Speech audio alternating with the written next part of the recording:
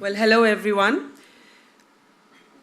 When we as Indians imagine ourselves a certain way, how the world looks at us, I think we think of ourselves as this raucous, can-do democracy.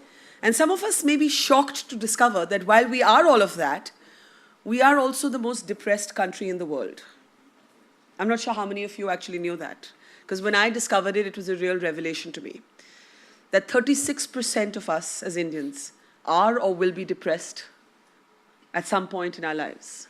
Let me share another statistic before I introduce my guest this morning. 371 people at last count, 371 Indians kill themselves every day. That was approximately more than 134,000 people kill themselves every year in India.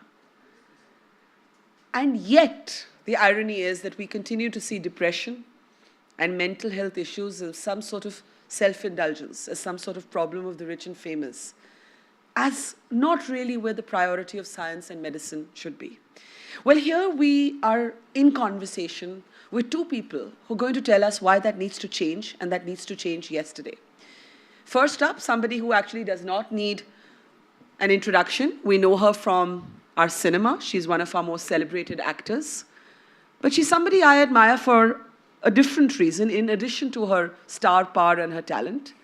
She decided to go public with a deeply personal and intimate story on her own struggle with depression.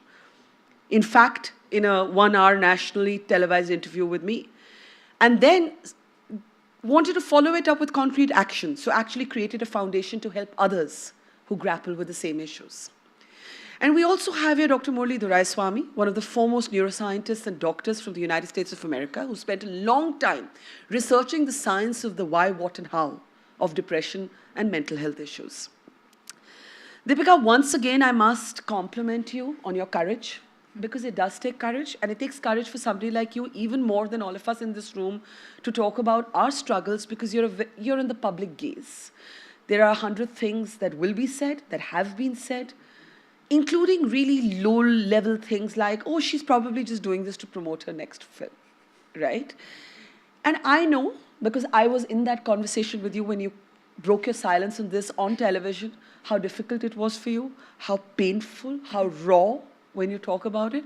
And therefore, I'm going to say sorry, because I am going to, in a sense, put you through that moment again, because there are people in this room who may not be familiar with your own story. So let me start by asking you, when did you know that you were depressed? When did you start calling it depressed? And why did you, this fantastical woman on our screens, decide to go public with something so personal? I think it started with just a feeling. It started with just a feeling of not being completely there, of feeling like, like we spoke about, that pittish feeling in your stomach where, and just breaking down for no reason. And truly just feeling completely lost and not understanding what was happening to me. And I think it was the intervention of my mother, who was visiting me at that time. And I think I lived with it for a while, actually. I was filming a movie at that time, and I had no idea what I was going through. And I'd go to work every day. I'd literally have to pull myself out of bed and go to work. And my mother just happened to visit me, completely different context. And the day she was leaving, I remember breaking down. And I was extremely surprised, actually, today when I think back at how aware she was of what I was going through. And the first thing she did was to call a family friend, and Anna Chandy, who's a counselor.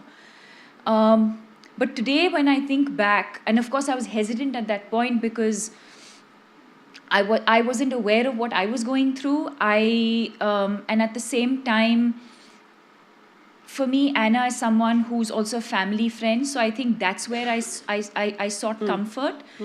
But at the same time, I don't know if I would have done the same thing if I didn't have, sort of that comfort level. But it was my mother who really sort of identified the symptoms and immediately called her up And in one phone conversation with Anna, she sort of understood what I was going through. But at the same time, I think it's the way she dealt with me and with the situation at that point.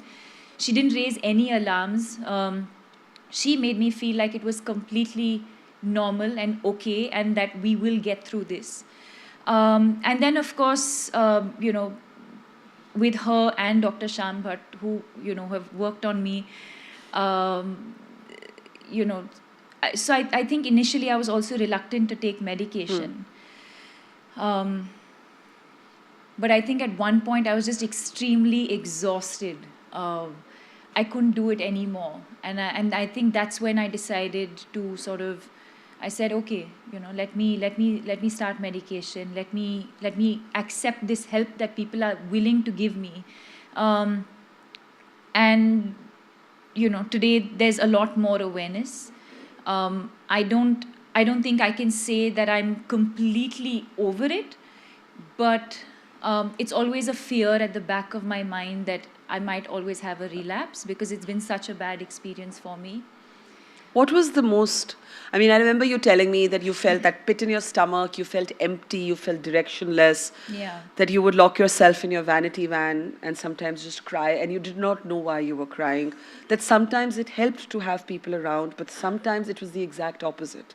That sense of being closed in by a crowd when you're feeling isolated within yourself. Yeah, it helped having people I was close to and familiar with. It was comforting to have them around because then I could break down if I felt like, and if I had questions or thoughts in my head, I wouldn't hesitate to ask.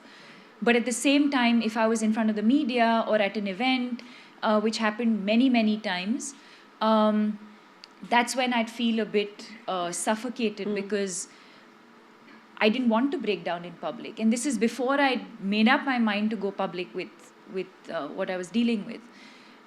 Today, if that happens to me, if I ever go back to that space, and I hope I don't, I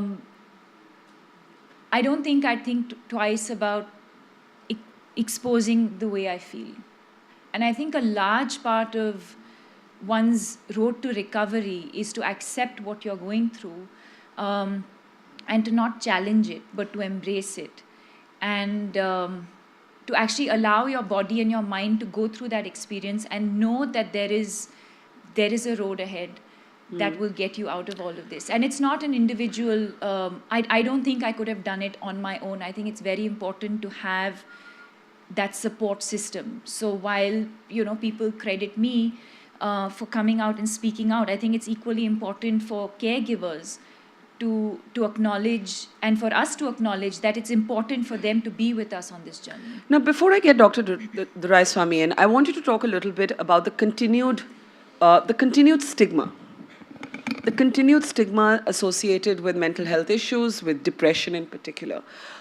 Even today, if I were to be honest, in terms of eliciting responses here, even in this room with very educated, very aware people, in drawing rooms you will hear loose and idle chatter saying, oh, why is Deepika depressed? She has everything. She has money. She's fame. She has talent. She's going places. She's, depression is treated as a indulgence. Like, only people who have no real problems are depressed.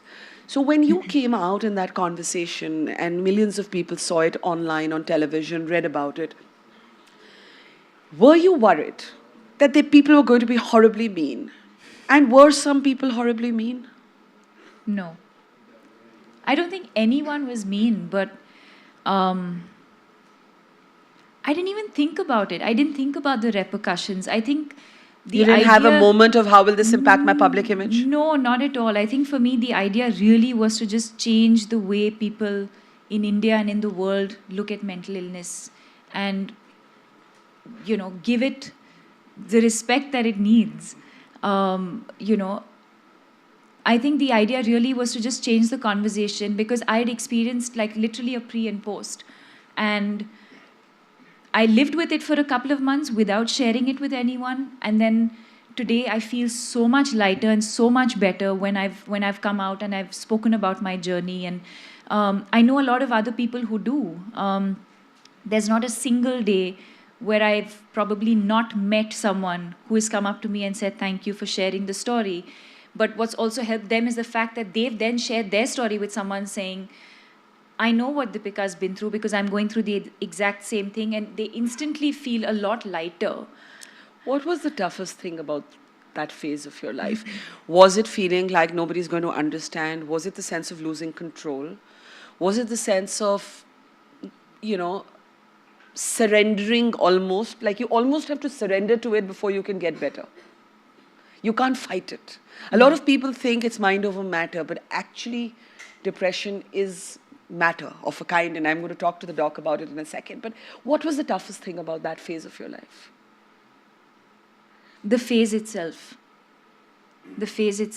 I think before the intervention, I think before I understood, before my mother saw it, before anyone else saw it, to have to wake up every morning, to drag myself to work, to put on this face like everything's okay, when deep down inside I had no reason why I was where I was and what I was doing. And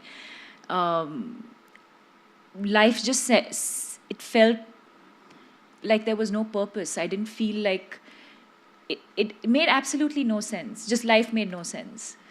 So for me, I think that was the toughest part. And Murli, that can be staggeringly lonely. What, you know, the thing about depression is this kind of chicken and egg thing, right? You're already feeling like shit inside. You're feeling what Deepika calls that pit in your stomach.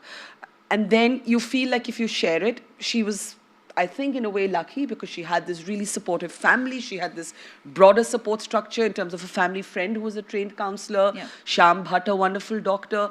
But most people are embarrassed about being depressed. Most of us are just plain embarrassed because we think we'll be judged. That's right. Even though 36% of this country, according to the World Health Organization, is depressed. Yeah. So it's very well said. And first of all, I commend you on coming out. I think it's a transforming moment in India in terms of mental health and the attitudes, and we need more champions like you. And I can't imagine a better champion than you. So Thank you. I want to point a few things about statistics that you alluded to. You know, depression and mental disorders are now the leading cause of disability in the world. And they are soon going to become the number 2 cause of death in the next 10 years or so. In India, something like 150 million people have mental disorders, and especially amongst youth. The average age of depression in India is 30. Women are twice as likely to have it as men. Yeah. And amongst youth, which is sort of defined as people under the age of 25, I think in the previous session, Karan said that roughly half of India's population is under the age of 25, and our country depends on them for all of the accomplishments it's going to make. There is one suicide every hour in that age bracket, making India maybe one of the leading suicide countries. It is the highest number of suicides age bracket. Between 18 and 29. That's right. And all of the symptoms that Deepika described are classic symptoms of depression. There is an enormous treatment gap. It takes on average between 1 to 2 years for the average person with mental illness to even be sort of recognized that they have the symptoms to seek help. And we have something like a 10 to 30-fold shortage of mental health professionals in this country. So even if somebody recognizes that they need help, it's very hard for someone living in the rural areas or someone who's poor coming from sort of the marginalized sections of society to find the right care and treatment. Can you speak to exactly on that? Can you speak to why then depression is not treated as seriously? As another illness which is more physically identifiable, maybe. Like one of the things that Deepika mentioned was that she resisted medication. Now that is a very, very, common response. I mean, I remember I used to get anxiety attacks, and when my doctor told me, you need to go on medication, I said, no, I don't want medications, messing with my brain. Now, this is a standard response, and I was having this response as an educated, aware journalist, right? So what intrigues me about the battle against depression is we are not able to cross that collective psychological barrier where even everybody sitting around me, the first instinct is this happens to other people. Hey, why would I be depressed? This happens to other people. Yeah.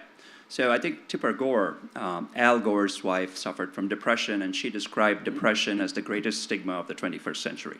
There's 2 elements of that stigma. The stigma of depression is unlike the stigma of any other physical illness. One is there's a self-stigma. Yeah. You yourself feel bad and you think it's a weakness. And that sort of almost spreads to others around you, your family and your friends, and they don't want to talk about it, and they kind of hide the problem until they get burnt out themselves, and then you're forced to seek help.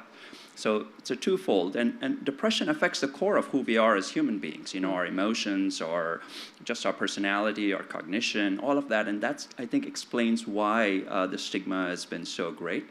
And I think things like what Deepika's foundation is doing, education, is really the core of overcoming stigma, especially education at younger age groups. And I think PM Modi, in one of his radio addresses, said, very simple, expression rather than suppression. And I think Deepika, she has done that by talking about it, by spreading the word, by educating people, especially in the youth. That's the key, I think, to overcoming stigma. I want to come to the science of it in a moment, but I want you to talk a little bit about two things. One, I remember you telling me that at that phase when you slipped into this depression without knowing necessarily that it was depression, you had lost a very close friend. And I remember you told me that, again, you thought, or you didn't know that this friend was depressed. And that if this friend could do this to him, in terms of not thinking his life was worth living, just imagine how many other people around you might be living with that. So can you speak a little bit to how losing that friend maybe, in a sense, began your own journey of self-discovery of what you were going through? I'm not saying that was the cause of your depression. Yeah. I'm saying it probably helped you to uncover it. Well, he was a friend of a friend, and for me, someone I had met socially many, many times. But I think that was when I decided to sort of speak up and to do something about it, because I was seeing so many people around me. Now that's just one instance. We wake up today, we read the papers every single day. There's a headline. And my heart aches because it's preventable. It's absolutely preventable. And I think a large part of also the stigma comes from the fact that in schools, we talk about physical education. We have physical education classes. I had physical education in my school. But we didn't have anything to talk about mental health. Not one session, not a class, it's not part of the curriculum. So I think if we included that in the curriculum and we introduce just the idea of the importance of mental health at a school level, there will be no stigma, because it's the same way as a child you're educating me about so many other things. So educate me about the importance of mental health the same way we talk about the importance of physical health.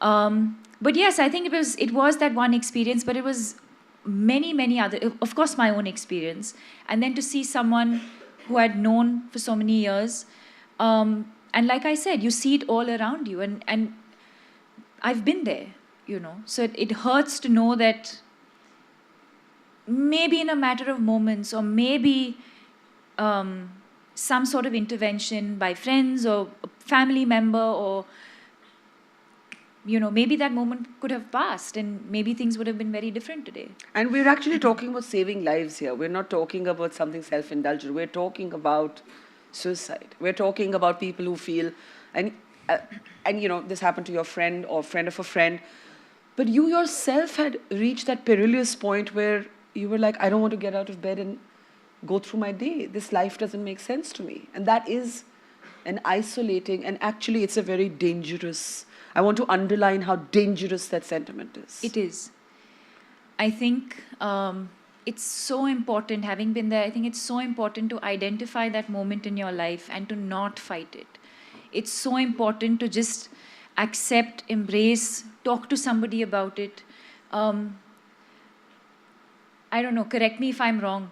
I don't mind if it's wrong diagnosis. I don't mind if I feel like I'm depressed, but I actually go to a doctor and he feels, or a specialist feels, I'm not depressed. I'd rather be in that space than underestimate what I'm going through. When we have a fever, we don't think twice about, I'm not talking about medication necessarily, but when we have a fever, when we have a cold, we don't hesitate to pick up the phone and talk to someone or casually mention to someone that I'm feeling feverish today, my throat is aching today. So why don't we talk about how my mind is feeling? I'm not feeling well today. You know, I'm physically fine, but my mind's not there. Why can't we talk about it the same way? So why did you resist the medication? And the reason I'm pushing you on this is because I know Dr. Duraiswamy will bear me out on this. This is the most common. Even people who are able to bring themselves to a doctor and say, help me. There is a resistance. The mind, we treat our mind as something, we ourselves treat our mind as something different. Yeah. Like if somebody tells us we're diabetic and we need Januvia or insulin, we will take it. And we'll say we'll also exercise and we'll lose weight and we'll do all of that, but we'll take the medicine. But when it comes to mental health, we resist. Why did you resist medication at first? I think it's the same stigma that we're talking right. about. It's the same stigma. That what if I'm already not feeling great, and what if this thing messes with my mind even more? It's the it was just the stigma, nothing else. And the day I overcame that, I'm fine. So, how do we know if we're depressed? Great question. And not just sad. No, it's a great question. So I think what most people don't realize is that clinical depression is not just your everyday blues or everyday passing sadness. You know, we all encounter moments of sort of blues, rejections in our work, family life, accomplishments, playing tennis, you lose to somebody. Yeah, we are all sad. But most of those kinds of everyday blues, we're able to snap out of it in a few days, in a few hours.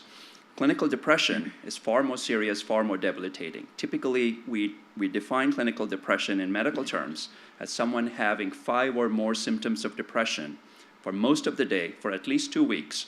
And these symptoms are impairing your everyday functioning, both at work and in your family life. So Google recently put out a screening questionnaire on their search tool called the PHQ-9. It's a validated depression screening tool. It's not a diagnostic test, so you cannot diagnose yourself with depression. And hundreds of thousands of people have already taken the screening tool. It's not available in India yet. All it tells you is if you score low, then your mood symptoms are probably just benign everyday blues, adjustment to life stressors. If you're scoring on the high end, it's time, as Deepika pointed out, to go seek professional help. It may be depression, it may not be depression. A variety of medical conditions can also mimic depression. Thyroid imbalances, vitamin deficiencies, in the elderly, small strokes, medication side effects. One reason why people don't want to take drugs is many older antidepressants carry a lot of baggage with them. In fact, a new study just came out that antidepressants double your risk for death on their own. So that's the sort of... So then what do we do? Well, so medication is not the solution necessarily for depression. So milder forms of depression can be treated with therapy, can be treated with yoga, exercise, lifestyle changes, environment changes, family support, reducing isolation. There's a variety of things that one can do. But you know, you mentioned Google. And one of the things I want to talk about is the double-edged sword that technology is. Sure. So we live in this most interconnected yet lonelier world than ever before. And we've all heard of this disaster, you know, sort of things like the Blue Whale Challenge that are actually leading young people into this sort of sense of isolation and suicide and death. And the dangers of being alone in a crowd, the dangers of having a relationship only with your phone. Are these things to worry about more today than before? Is it true to say that we're in more danger of being depressed in today's world than we were 30 years ago? Or is it that 30 years ago we simply didn't know what depression was? I don't recall what the newspapers said 30 years ago, but they probably said things like the Sony Walkman would cause depression. I don't know. Maybe. I have no idea. But yes, it's true that... So we actually did a very interesting study. We monitored internet usage amongst a group of freshmen for a whole semester. And just based on their patterns of internet use, we could predict who were depressed and who was not depressed. For example? For example, people who just spent an enormous amount of time just on certain types of video games. You can tell by the color of the Instagram photos whether someone is depressed or not depressed. Explain that. Just people who have depression or who are going to get depression 3 to 4 months from now tend to post darker, more muted colors on Instagram. They don't tend to use the brighted colors. A study just came out like about a week ago. It's not yet, of course, these are not diagnostic tests, but what I'm saying is we have a two-way relationship with technology. Anyone who just spends over too much time with the internet. That's everyone here. Well, not just... We are all depressed by that. No. That screening test, we're all failing. No. That's causing sleep problems, which is going to lead to cognitive impairment and dementia late in life. Yeah. So let's not worry about that. That'll be another session.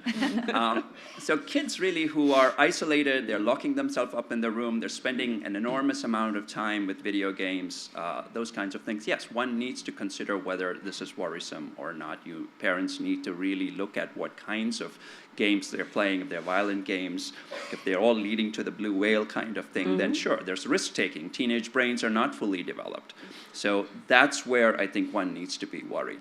On the other hand, I think technology can have a positive role because one, you can increase the access to counseling, and I'm sure your foundation is going to use technology for education. Eventually, we're going to have apps. There's a company in India called Visa that's developed a chatbot to treat depression, and they've done a pilot trial with it, and it actually helps people. So, as I mentioned, we don't have enough counselors. So we can use technology in a positive way to educate children, maybe create gaming, maybe create empathy by having virtual reality experiences where they can understand what it feels like to be depressed. So the new movie, Blade Runner, is going to come out. I may be revealing a plot line. One of the women in the movie actually uses a gadget and says, I'm so happy, I want to see for once what it's like to be depressed. And she's able to put a few pulses through her brain and spend 6 hours in a state of depression to see what depression feels like. And why is this a good thing to have? No, this I'm just app saying, if it exists? I'm not saying, what I'm saying is if you can cultivate empathy, one of the ways of cultivating empathy is to understand what the other person is going to go through. If there is a way for you to understand better what the other person is going through, then sure, that reduces the stigma. Deepika, when you first started taking treatment, and and I'm saying even before the medication, did you find it really difficult to not outsmart your therapist? Because what a lot of us who think of ourselves as reasonably intelligent, we say we know ourselves. We know ourselves, and what are you going to tell me, some stranger sitting on a couch, that I don't already know about myself? Talk a little bit about that process. I mean, how difficult is it to walk into this room and start bearing your soul to another person who, even if in your case was a family friend, there are still barriers. And the thing about taking help for depression, it's a little bit like when we get a surgery. We don't care if our doctor sees us nude because we have to take our clothes off and get that anesthesia and get that treatment. So this is like bearing your soul. It is bearing your soul to somebody. And it's tough. So talk a little bit about that process of getting help and the obstacles you had to jump over within yourself. I think for me, there was this stigma before. Not once you started. Yeah, but Barka, once I made up my mind, once I decided that, I'm done. I can't live like this anymore, and I want to get better. I need to get better. And then it was a deep dive. There's no halfway. I don't know if there is, but it wasn't for me. So the day I decided to then seek help and speak about it and, speak to my parents, speak to my sisters, speak to my doctors, then I'd share everything with them. So there was no... no barriers, no holding back? No. Every question that they asked, everything they wanted to know, past, present, whatever they wanted to know, I shared everything with them. But that's unusual because a lot of people, even if they're able to cross the first hurdle, I don't know if you can bear me out on this, the second step is tough, right? So you say, okay, I'm depressed, I'm enlightened enough to know that this is a problem, I need help. But do I really want one person to know everything intimate? When I say intimate, I mean things in my head that I may not have shared even with my parents or my sister. But I now need to share with this doctor to get help.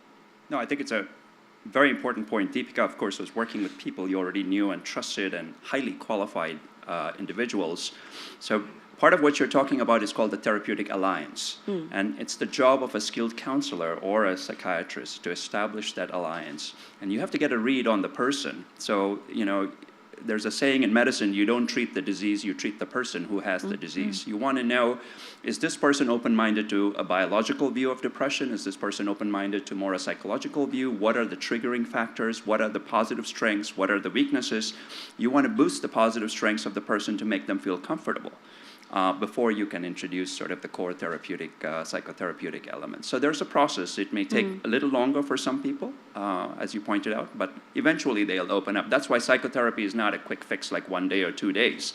It may take several sessions over 12 weeks. And then sometimes people have to get periodic therapeutic counseling sessions for months or years. Deepika, one of the things we didn't speak about is, why did you decide to go public? The foundation I'll come to, but you didn't confine to sharing your story to your mother and father and your therapist. You actually took it out to the country, to the world, and that could not have been easy. And I remember one of the things you said was that if I can change even one life, this was worth it. Yeah. But you must have wrestled with that choice at some point. Do I keep it within the home? Do I take it public? And I bring it back to the fact that you live in the public gaze, which makes your going public with it a different narrative than from, if she went public with it. So what made you say, not just am I going to get better, I'm going to tell this story to everybody who cares to listen to it? I think it was at multiple levels, Barkha. I think one, like I said, after having been through what I did, if I could share my story and if anyone in the world heard me and identified with what I went through and could come out of it or understand and, if I could make a difference to at least one life, I felt at that point I'd, all of, going public, speaking about it would be justified. I also felt like the narrative around mental health in India needed to change. And I can do that today, the very reason why we're sitting here today. Because I felt like when I hadn't, and like I said, I was also working at that point,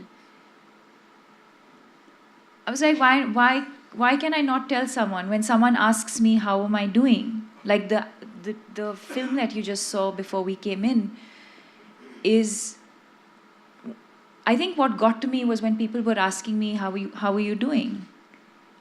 And one day I thought, are they really asking me how I'm doing? Do they actually have the time to listen if I said I'm not feeling okay? Will they actually give me that moment and understand what I'm going through, or is it just perfunctory? Is it just superficial? When we ask people, how are you doing? Is it just superficial? Is it just, formality because that's the way we've been brought up? Like just ask and, yeah, I'm fine. Oh, great. Everything's great. Is everything really okay? And I wasn't okay. So I think that's what really got to me because I wasn't okay. And it reached a stage where I was like, why can't I just tell people that I'm not okay? It was just that. And that's when I reached out, and that's when I felt like I needed to talk about it. I felt like, because I felt bottled, I felt caged, I felt like I needed to fly or swim or just not be boxed and to feel free, and I feel so free today. Fantastic. Thank you.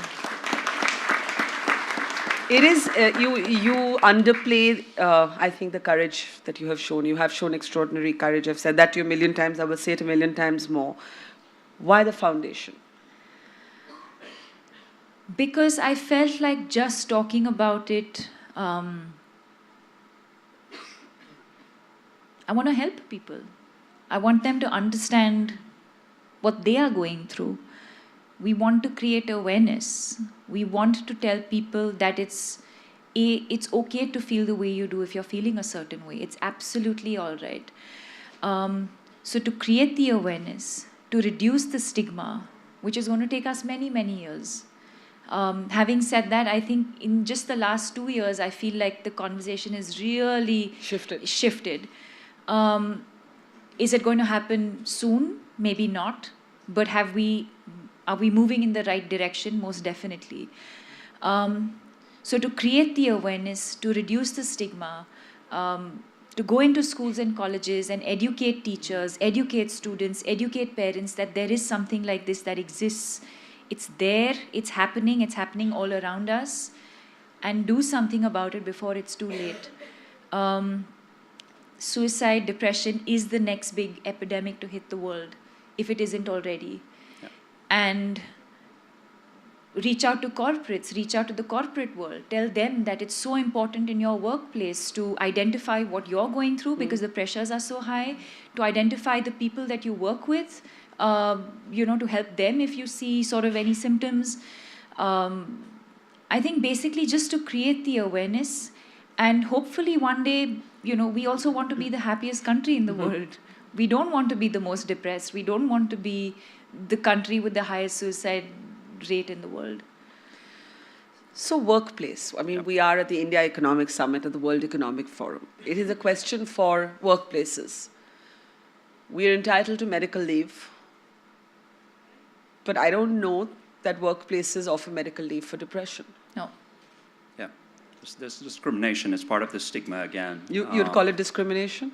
I think so. There's no other word, that I can use for it. Look, at the end of the day, there's no economic wellness without mental wellness. That's the core of any economic summit, is that we're in a cognitive era. It's not the building of a company that has real value, it's the cognitive skills of their employers. And ultimately, you can't perform if you're not well. So any company that's sort of short-sighted and doesn't offer leave or for mental health, or doesn't offer insurance for mental health, I think it's shooting itself in the foot. Yeah. So the World Economic Forum has actually developed a toolkit for businesses focused on depression. They've actually done pilot studies at a number of companies around the world. So if anybody here is interested, any corporates here in the audience are interested, that would be a useful resource. What would you well. advise people in charge at workspaces?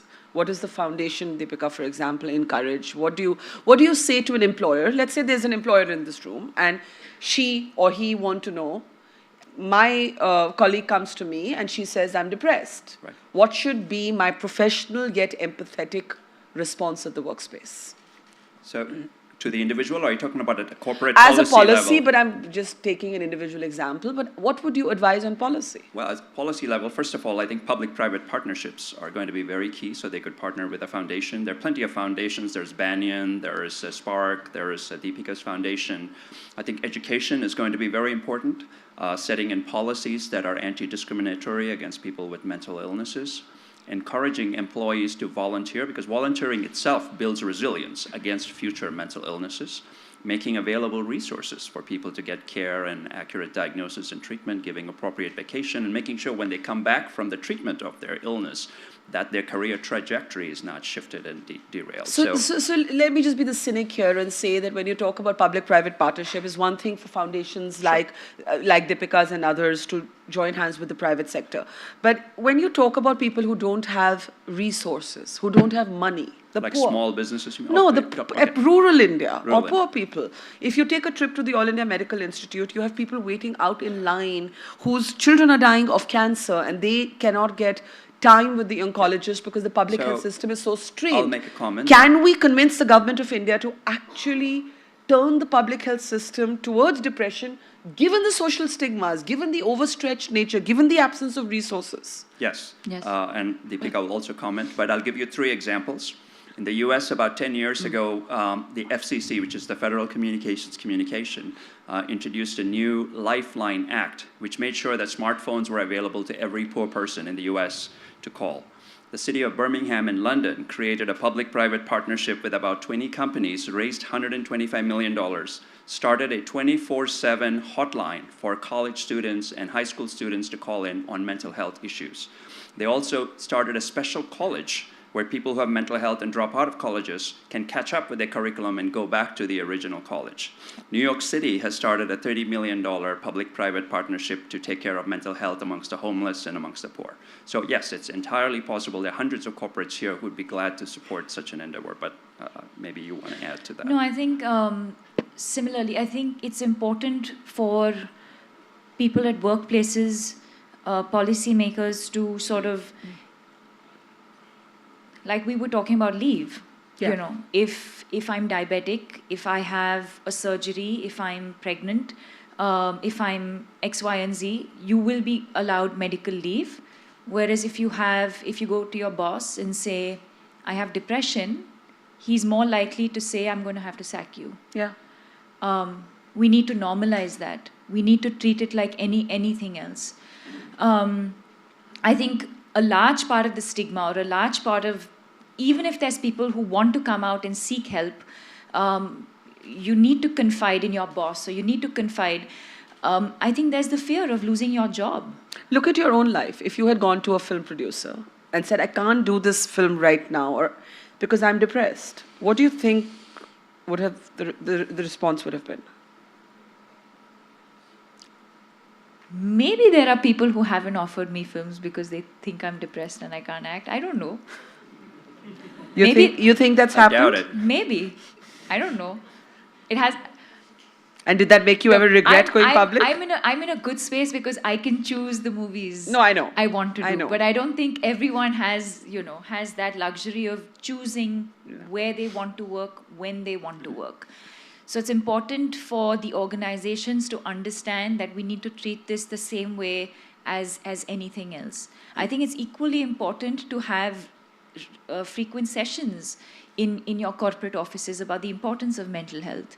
I think it's important to have a tie-up with a counselor, or maybe have an in-house counselor, or maybe not a psychiatrist, but it's important to have an in-house counselor when your staff is burnt out, they need to talk, they want to speak to someone, somebody's there, or at least make them aware that they should. And I feel today it's important to just seek help of a counselor anyway, because our lives are so fast-paced with technology, with so much going on in the world. I don't think there's any harm in just seeing a counselor anyway, because... Did you continue to see a counselor even after you got better? Yeah, on and off. Whenever you needed to. I know a lot of my friends who've never experienced anxiety or depression, but it's very important for them to see a counselor, to see their counselor every now and then. A lot of people do. And we need to normalize that as well. A lot of people say, I have a meeting. You lie about it. I'm in the middle of something, I'll call you back. Or just lie and say, I went to a general practitioner. Yeah. We need to normalize it. It has to be as normal as anything else. So I'm going to open this up. I don't know how we're doing on time, actually, if somebody can tell me, but we've got 10 minutes. The cultural dimension, doctor, because this therapist thing reminded me that, a friend of mine recently said to somebody who said, I've got a meeting with my nutritionist at 1 and my counselor at 2, that you're really living the American life. Now, this was right. But there is a cultural dimension to it. Like in India, we think of these things incorrectly as these Western imports into our country. So I want you to speak briefly on that. And actually, I'm seeing Anna Chandy here, who's actually Deepika's counselor, so I want to bring her into the conversation. Sure. But just on that thing of the cultural dimension. Culture is very important, and all treatment and diagnosis has to be culture appropriate.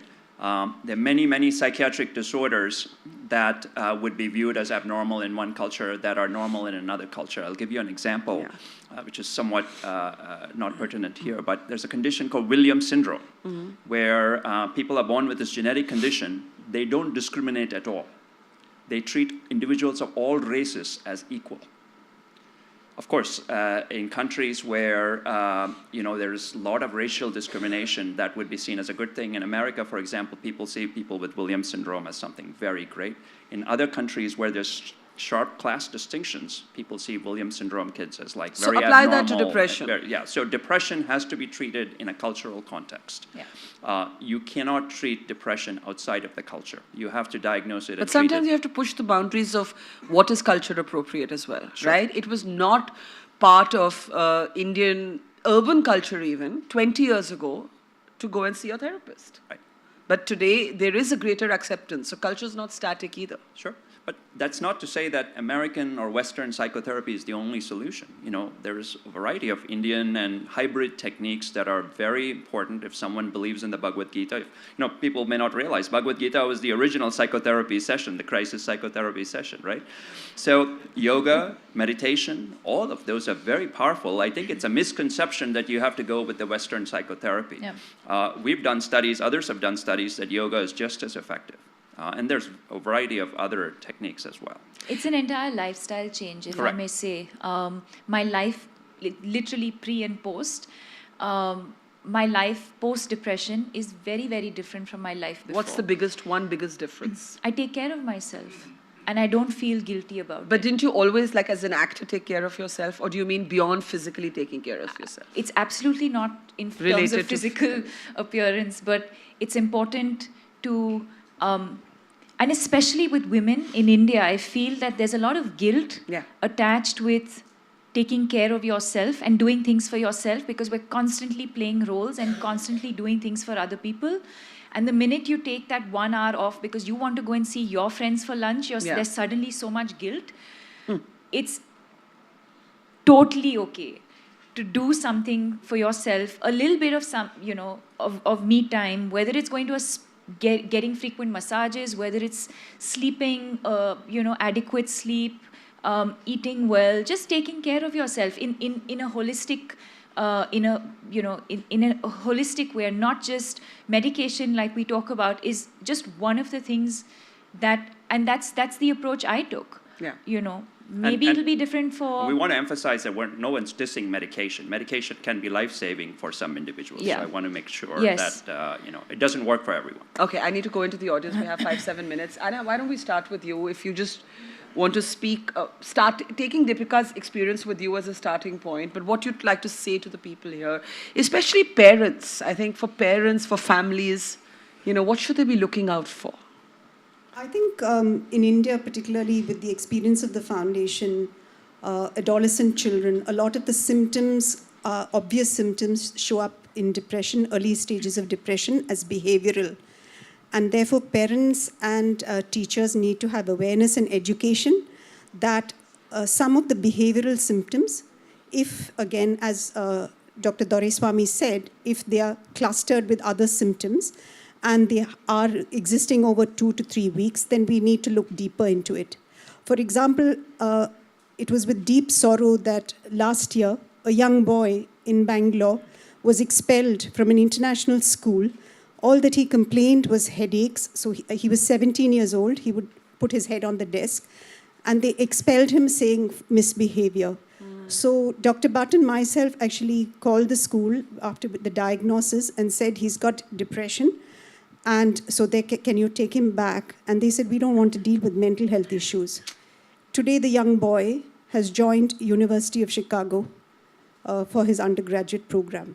So the discrimination and excluding young children, under the guise of laziness, because sometimes there is apathy, laziness, or labeling them, I think. Or not wanting to take the responsibility. Like I can imagine the school calculating, if this boy does something to himself, we don't want that responsibility. Absolutely. No one wants to take that responsibility. We've had a lot of pushback from schools as well. Yeah. When we've wanted to, take our schools program. A lot of schools, I have to say, were very, very open to the idea. And in fact, we've covered, I think, more than 300 schools in the last 1 year.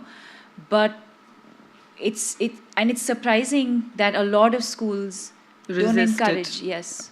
They They resist. It'll change.